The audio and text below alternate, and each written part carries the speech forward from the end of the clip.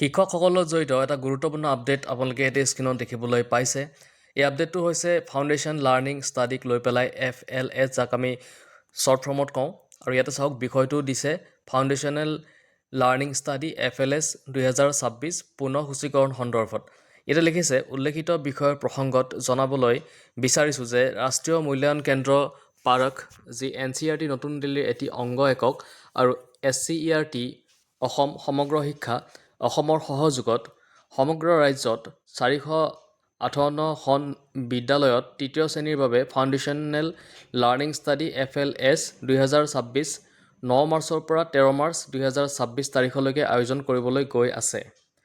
উক্ত অধ্যয়ন সুচাৰুৰূপে পৰিচালনা কৰাৰ বাবে প্ৰতিখন জিলাত 4জনীয়া জিলা স্তৰৰ সমন্বয় দল গঠন কৰিব লাগিব, য'ত সংশ্লিষ্ট ডায়েটৰ পৰা 2জন অধ্যাপক সদস্য আৰু সংশ্লিষ্ট জিলাৰ DMCৰ পৰা 2জন বিষয়া থাকিব। ইতিমধ্যে সংশ্লিষ্ট ডায়েটসমূহে জিলা স্তৰৰ সমন্বয়কৰ নাম তালিকা দাখিল কৰিছে।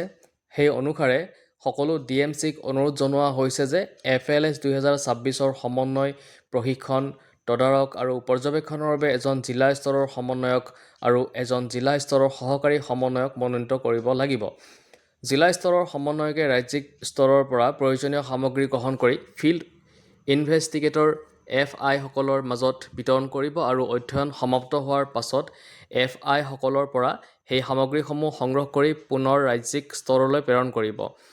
এই সন্দৰ্ভত জিলা স্তৰৰ সমন্বয়কৰ সবিশেষ তথ্য তলত দিয়া গুগল ফৰ্মত ভৰ্তি কৰিব লাগিব।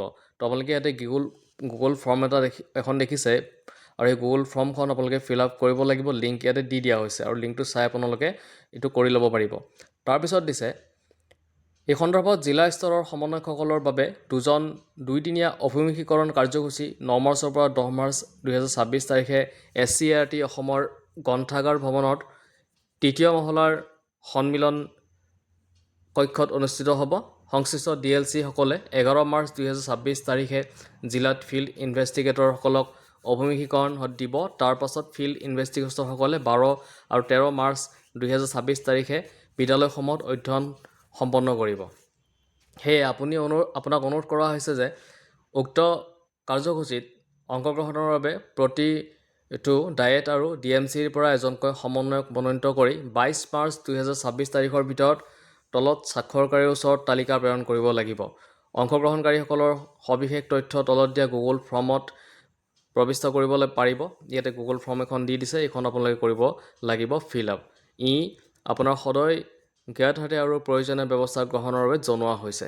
তো দেখিলে আপোনালোকে FLSৰ লৈ পেলাই এখন গুৰুত্বপূৰ্ণ নটিফিকেশ্যন ইতিমধ্যে প্ৰকাশিত হৈছে। আমি গোটেইখিনি নটিফিকেশ্যন ইয়াতে আলোচনা কৰিলোঁ, আৰু যদি ভিডিঅ'টো ভাল লাগিছে লাইক, শ্বেয়াৰ আৰু এটা ছাবস্ক্ৰাইব কৰি দিব।